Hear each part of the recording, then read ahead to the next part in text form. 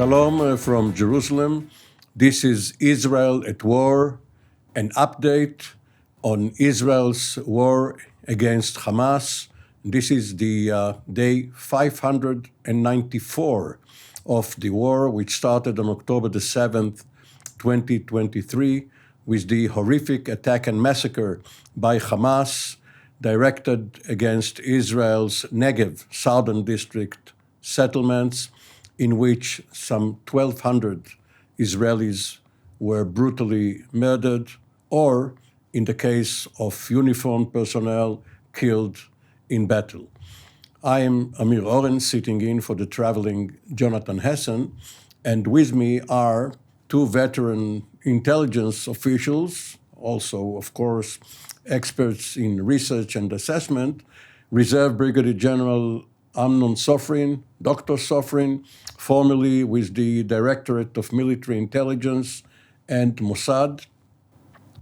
Amnon, welcome. Hello, Amir.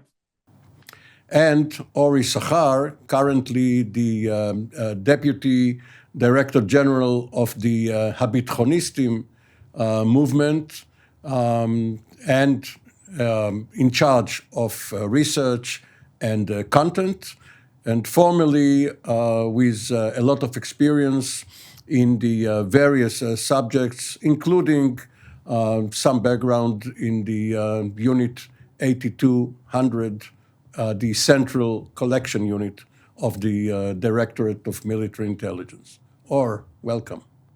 Hello, Mark. Good to be with you. Now, the minor topic which we will talk about today caused many Israelis to wake up at 3 a.m., and that is another missile launched by the Houthis out of Yemen, successfully intercepted by probably the Israeli air and missile defense units, also, of course, in conjunction with American units, either tracking and surveillance systems, or in other cases, missiles intercepting the Houthi missiles. Now, Amnon, you were among the lucky ones to get a free wake-up call from the Houthis, and they probably understand that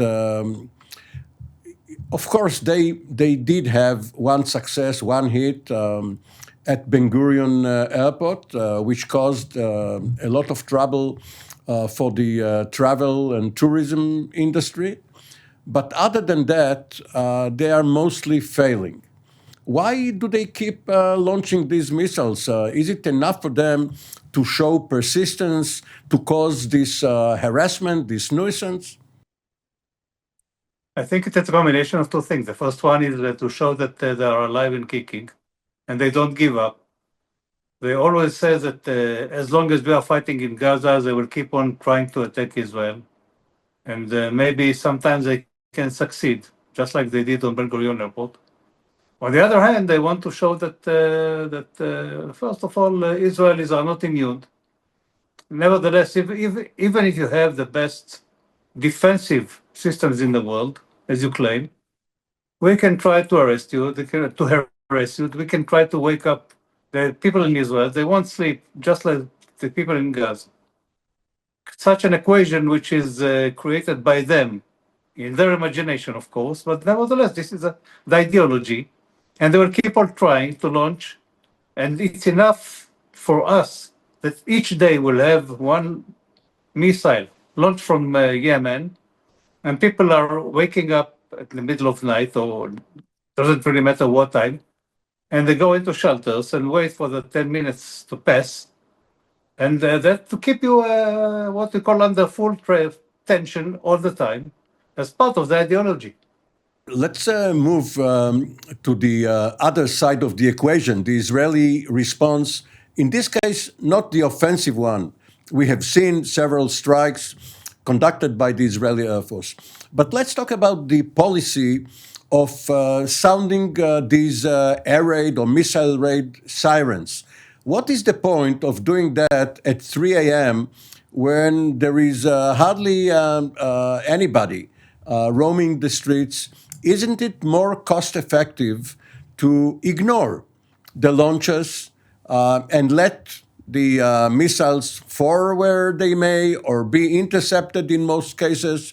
If you weigh the benefit of waking up the entire population, or at least a major part of the population, because it's more accurate now, and some parts of the country are not being alarmed. But nevertheless, isn't it better to show the Houthis that they are not going to be able to harass us? I think that you don't take a chance in this case because the fact is that after intercepting a missile, there are pieces that are falling down or falling apart on the ground. You cannot tell exactly where do they fall. Therefore, you will take a very large portion of the population and tell them to go into shelters and wait there. Nevertheless, even though it's 3 a.m., you can't tell who is outside and who is not. And you don't take any chance. You don't want each one, even one person, to be hurt or to be damaged because of these strikes. Or you and your colleagues are obviously for Israeli societal resilience. Isn't it better to show defiance, to show the Houthis that they cannot damage our routine, our normal way of life? Look, I think it's ultimately, it could be interpreted as defiance, but it's really walking into a trap. And I do not believe that giving the Houthis this kind of tactical win is a smart move. God forbid if we be smug all of a sudden, not go to the shelter and risk the killing of civilians, which is absolutely unacceptable. And one has to understand every such missile, as you pointed out, I mean, it has potential to strike, but it's mostly intercepted, or most chances it won't hit. But it doesn't matter the success rate. What matters is the intention. The intent here was to murder Israelis. Every such missile is an attempted murder of Israelis. And so that's the way we have to treat it, not as per success rate, if the Houthis successfully launched a missile that hit and killed civilians, but what was the intent behind it? And so we are in a situation that is very unique, that Trump has declared, really, that he won't continue the strikes against the Houthis in Yemen, leaving Israel to this arena. And that's okay. These are the conditions one has to operate within. Of course, it's not ideal for Israel. Our interest that the United States be as involved as it used to be up until a couple of weeks ago. But one cannot expect the President of the United States to conduct himself solely based on Israel's interests. The goal here, eventually, is to completely wipe out the Houthi infrastructure in Yemen, to remove the threat over Israel, over the U.S. Navy, over international shipping lanes, and over the entire region, and really deny Iran of this very dangerous proxy army. And so the United States was obviously very efficient in doing that. But I think Israel will be very wise not just to retaliate, but even initiate against the very senior officials of the Houthis, against missile silos. Now, this, as was mentioned earlier, this is the second item of the day. Top of the news is the terror attack, the murder of two staffers working for the Israeli embassy in Washington, D.C. The investigation is still going on. The suspect is in custody, and throughout the next several days, we will know whether he is cooperating with authorities, whether he had accomplices who either helped him get from Chicago to Washington, helped him plan his move, or at least knew about it beforehand and did not disclose it to the police. But trying to look at this problem generally, there are so many Israeli envoys and local staff around the world working for the Ministry of Foreign Affairs, the Ministry of Defense, and of course, semi-official Israelis and private citizens. General Sofrin, is it feasible to ask for total and complete protection for every Israeli abroad? I think it will be very complicated to implement it, since there are so many people and part of them are living there and working for the Israeli government partially and not being employed totally or fully by the Israeli government. They're just people who live there. On the other hand, you have a lot of people that are being sent from Israel abroad to be a part of our Ministry of Foreign Affairs, Ministry of Defense, and so on. You can't even imagine how complicated it is to protect each one of them 24 hours a day, 7 days a week, 365 days during the year. It can't be implemented. That means that everyone has to be very careful. We know that now over the world that there is a lot of rage against Israel for what is happening in Gaza. They're blaming us for carrying out genocide and killing babies, and so all the rumors that are spread around all around the world, and that creates a lot of rage, and people are trying to take the advantage of that and to carry out attacks on Israelis outside, abroad, fueled by the anger, fueled by what happens or the rumors of what happens in Gaza, starvation and so on, and therefore everybody should be very careful. The protection or the what we call the securing is around the facilities, meaning the embassies, the ministries, and so on, or the offices and so on. But you can't protect or secure each person by itself. Or up to now, there have been attacks in several countries in Europe, in Asia, but North America was considered relatively free of such attacks on Israeli targets. Jewish targets, of course, have been attacked, synagogues, community centers, and the like, and there are security precautions there, especially during working hours. The murder last night was apparently aimed at a social event where young Israelis working for the embassy and young Jewish professionals from the DC area mingled together. So is the United States all of a sudden the new arena where local law enforcement, the FBI, the Secret Service, diplomatic security, which is the State Department arm in charge of protecting foreign diplomats, and the Israeli agencies, Mossad, Shabak, Foreign Ministry, can they really prepare for such eventualities where suspects do not appear on any database?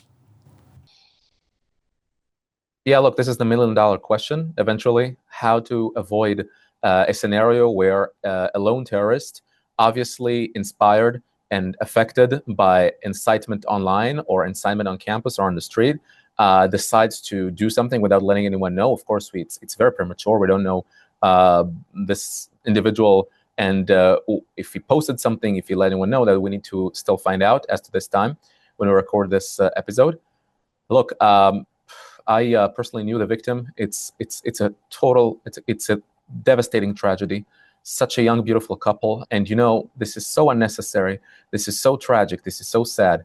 There's such a brainwashed individual decides to murder Jews for being Jews and murder Israelis for being Israelis.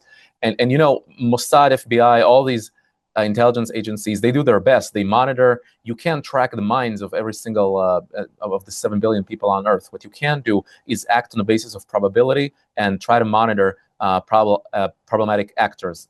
This particular event, as I understand it, was for young members of the AJC, the American Jewish Committee.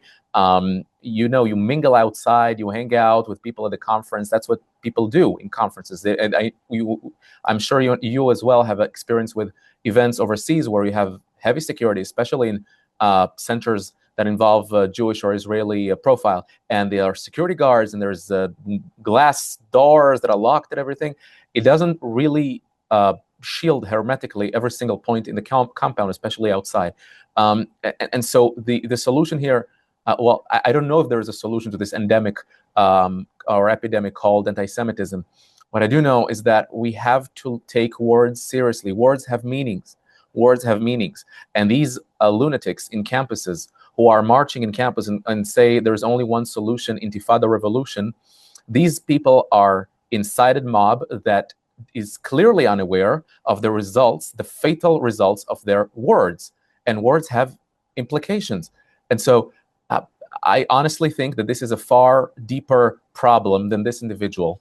Campuses and the streets of the United States have become, a fertile ground for anti-Semites and people who are incited by these progressive agendas and Islamist agendas, and that's where we need to tackle. But General Sofrin, there is a regretful irony here, where the usual suspects were already the target of police and intelligence scrutiny. The foreign students, some of whom were deported or whose visas were canceled, they are the natural people of interest in American law enforcement parlance. They are easier to put under surveillance. But Americans, citizens who do not look any different than others, this particular suspect, according to his name, is of Hispanic extraction. He's not a Muslim, he's not an Arab. What can you do if you have so many potential targets? You can't have full coverage, and you can't detect each one of them personally and follow each one of them all the time. You have what we call to manage calculated risks and to focus on certain people that are being identified by you and, of course, are being under supervision all the time. The others are unexpected. Such a person cannot be, maybe, or cannot be, under supervision, under full coverage. And you may snack what we call below the radars of the agencies of the US. Now, the war in Gaza in 6 days will reach its 600-day mark and could go on for much longer, especially, and this is ironic, but especially if there is a sort of an interim deal on hostage release, part of which would be another 60-day ceasefire, after which the war will resume. Shouldn't that be a consideration for the Israeli government? Because the fact is, this murder did not take place a month ago or last year. The war has been going on, and therefore the risk of such actions is now much bigger than it was, let's say, on October the 7th and right thereafter, when the world understood the Israeli response. Yeah, but I have to tell you that a few short weeks after the massacre, I was participating in a summit in Europe, several summits, and people posed the same question, that at the very beginning the world supported you and now they don't understand why your response was so aggressive. That was November 2023. And, Jews can never be quite victims, right?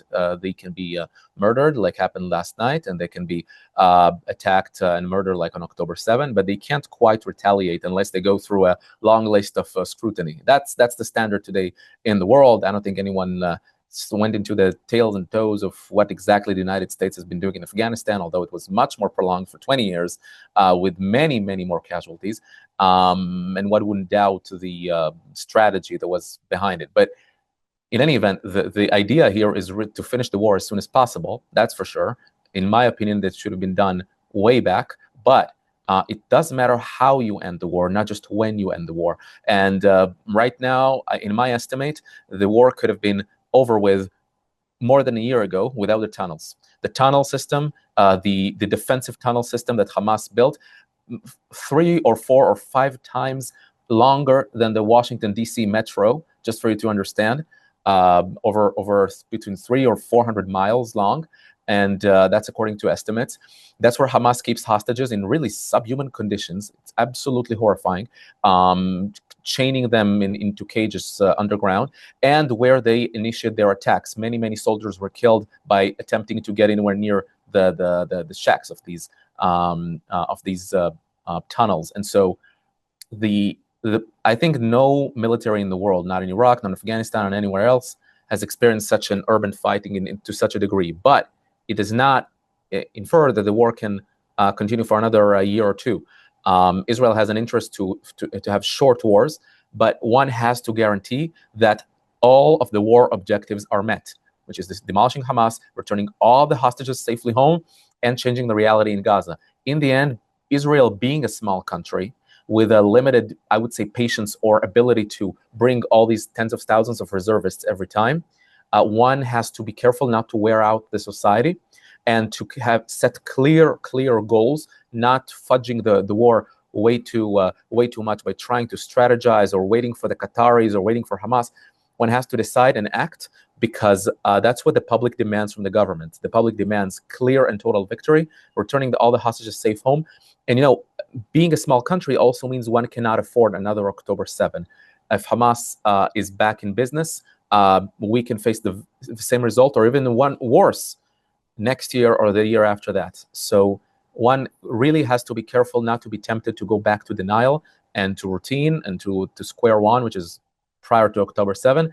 It was wrong the way we conducted ourselves before October 7, and now it has to be fixed.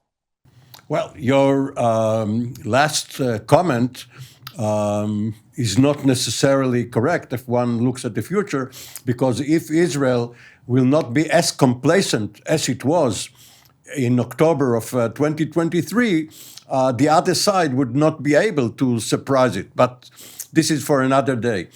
I think there's an expression that says if ifs and buts were candies and nuts, we would all have a Merry Christmas. It's a big if.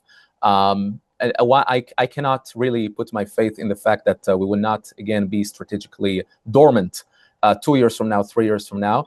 And as a security doctrine, a small country such as Israel cannot afford to have a terrorist army 200 meters from its small towns on the border. That is a big lesson. No army in the world can ever protect it, no matter how dormant or how awake you are or how vigilant you are. That is the reality of it. Let's agree that terrible surprises are always in the cards. There has never been a second Pearl Harbor, but there was a 9/11, and we could face a cyber 9/11 or a cyber Pearl Harbor or other forms of lethal surprises. General Sofrin, earlier in this century, you were a senior official with Mossad, and that agency, back in the 1970s, when it went on an operation to find and eliminate the people who were responsible and accountable for the Munich massacre, one of the considerations that Golda Meir, the prime minister, shared with Mossad leadership, even though she authorized it, was that she didn't want the governments of Europe to turn against Israel because they disliked their countries becoming a battleground between Israelis and Arabs. Now, taking that to the most recent crime, the terror attack in Washington, D.C., obviously the Trump administration is very sympathetic towards Israel and towards American Jews and vehemently anti-Semitism. But isn't it also one concern that the administration, and especially state and local authorities, would not like Israeli security guards to be too proactive when they are protecting Israeli delegations? What you refer to is what we call Operation Wrath of God, which was carried out between 1972 to 1976, where people of Mossad agents chased all the heads of what we call Black September organization in Europe and executed them one by one. The payoff of what happened on Munich, on the Olympics game in Munich, the murder or the butchering of 11 people from the Israeli delegation to the Olympic Games. But it's not the same situation today. And first of all, you cannot carry out operations on American soil without coordination with the government, with the administration, without their permission. And of course, you can't carry out concealed operations that will, in a way, violate what happens on the grounds of the United States as the best ally and the most important ally for Israel. The same goes on what we call on Europe. You can't go and begin chasing people all over Europe, just like we did on the 70s, because the circumstances have been changed. Nobody really wants us to go and begin chasing people and killing them on the streets, like we did on the 1970s. And we have to rely on the Americans right now, on the American agencies, the what we call security apparatus, to be able to, first of all, try to monitor and to find more people that are aiming to kill or to carry out attacks on Israelis, on Jews in the US. And you can't do anything else but to protect them according to the laws of the United States and in coordination with the administration. So we ran out of time, but let me just point out the irony that some 100 million Americans can freely carry arms because they have constitutional protections. But if Israelis want to protect other Israelis, it's very complicated to get the cooperation. There is cooperation, but you must go through a lot of bureaucracy. For the time being, thank you, General Dr. Amnon Sofrin, Ori Sachar. We will be back with another edition of Israel at War, an update early next week. For the time being, shalom from Jerusalem.